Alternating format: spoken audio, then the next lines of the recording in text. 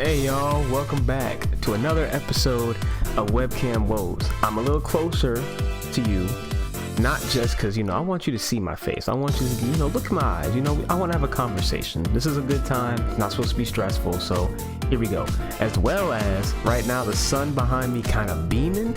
So if I move, I don't even want to move right now, because if the camera messes up and I got to do a whole bunch of reshoots and a whole bunch of, just know I'm here, that way it doesn't get blurry for you guys, because I care. Today's episode is essentially just how to have fun in fighting games. I've been playing them for, 5, carry the 1, I'd say about 15 to 18 years, going on 20.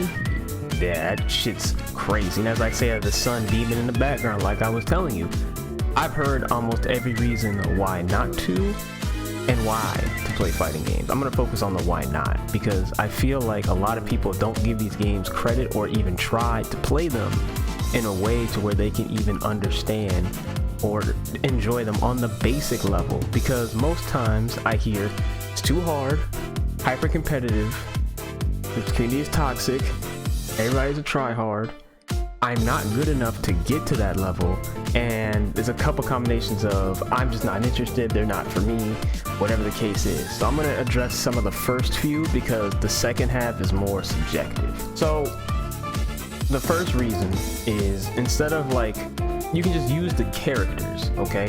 Let's not even worry about who you're playing. Sometimes it's just simply being able to play the characters that you like. So if you're a Dragon Ball fan, play Dragon Ball Fighters. You can more likely than not play your favorite character, unless you like somebody like Garlic Jr. or Pycon or Hirudegan or Weelo, whatever. If you like unpopular characters, I'm sorry, you're probably not going to be able to play them. So if you like somebody like Goku, Vegeta, Frieza, you're fine. Marvel vs. Capcom, another example. If you find fighting games with characters that you know beforehand, which is what I did when I started, it can make the experience that much more accessible and more enjoyable for you. Kind of playing off the characters in a way, but this one's more towards the person. It's a great way to let out aggression. Even if you play characters you don't know or you have no affinity towards, most people can't fight. That is what it is. And even if you can fight, most people are not going to want to engage in fighting. And to be honest, the consequences, going to jail, risking losing everything, potentially getting killed, it's not worth it. So you gotta find your outlets for your violence, your bad behaviors, or bad days somehow. And I will admit, fighting games are a pretty good outlet once you know what to do. I'm just saying. Playing against people, when you're able to find someone at your skill level, believe me, it's some of the most rewarding and stimulating matches that you'll play in any genre. Everybody knows about playing against somebody who's way better than you up here. You can't even see my hand. That's how high above you they are. Combos, setups, touch of death, no escape, you're done. But also, you can hit people who are way lower than you, which higher you go, the more you're going to get that, which is where you're the one not doing touch of death. There's no challenge. You're not thinking about it. You're just kind of pressing buttons, whatever.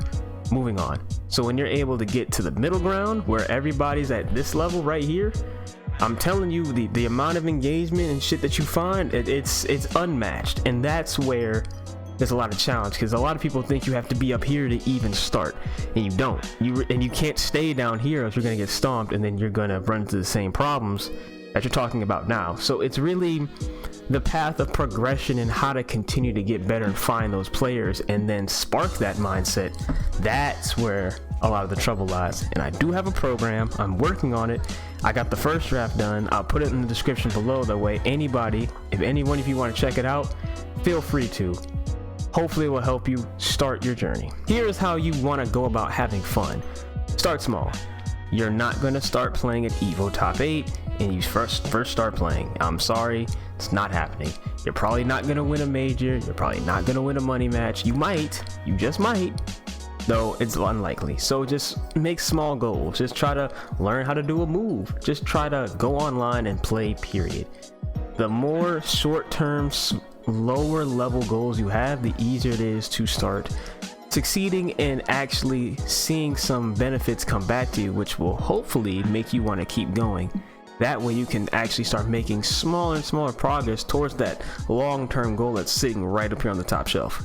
Have a schedule. Sounds like a lot of work, sounds like school. Though when you were in school, it was a lot easier to do your homework and have time for friends. I personally recommend an hour to start, 2 at the most, because most people say, oh, I don't have time to play, it's so much work, whatever the case is. So if I know you have an hour in the day. I know you have an hour. So if you take that hour and just use that hour to play a fighting game that you want to, then it's going to feel a lot more useful than just saying, well, I want to play, and then you just play whatever, no idea, no way to do anything, and then you get stuck. The program I list below is going to tell you how to use that hour to get the most out of the time you spend, and then still be able to do other things in your life. Don't try to do this by yourself. At least not all the time. Find some people, whether it's friends, whether it's a Discord group, whether it's a local, find people who play the fighting game with you. That way there's going to be a wide variety of people at different skill levels who can motivate you, help you improve, help you play, give you feedback, and just you can enjoy the group aspect, you know, because fighting games can be kind of lonely sometimes, and definitely can feel like it's you against the world, and the struggle literally has nothing to do and you're just wasting your time. So if you have people that you value that are doing the same thing you do, it makes a whole lot of sense, and it makes it a whole lot easier to just enjoy it and have fun. Last thing, you can try as many games as you like. Don't just feel like you have to play one game because of X, Y, and Z. If you want to try something out real fast, try it out. And if you like it, keep playing it. If you want to make a list of games to play, it does make it a little bit harder. You do have to start balancing your time a little bit, though I have faith in you. If you really want to play more than one game, I think you can handle it. The way I recommend going about trying multiple things is doing or playing a game or character that you like, or playing a game or a character that is quote unquote easy to do or easy to play, and then using that as a stepping stone to explore the rest of the fighting game experience. All right, there we go. Now for this video, I've had a lot of different fighting game content on my channel. I still do, and I still will. So there's a lot of different videos from my Art of Combat series, from some of my gameplays, I don't know how many are still left, to a video essay I made on this topic, as well as another. So that one's going to pretty much be called Challenge the Core Fighting or Video Games, excuse me, and talk about fighting games a little bit. Then there's one specifically about fighting games called Fighting Games and Intimacy. I don't want to spoil what it talks about, but you know, it can get kind of hot and heavy in a fighting game if you really know what you're doing, or even if you don't know what you're doing. That's the whole point. So with that being said, I'll catch you guys on the next one. Thank you for making it to the end of the video, because at this point, if you've been on my channel for any point in time, you know that I appreciate the time that you spend with me on anything that I do. It means a lot. So you guys have any topics you want me to talk about, leave them in the comment section below. I'll add it to a list and we'll go from there. I will see you maybe in a ranked match. If you start playing Alex Lovehall, you're going to see me. Or you might see me on the YouTube page doing something else. You never know. But either way, I'll catch you then.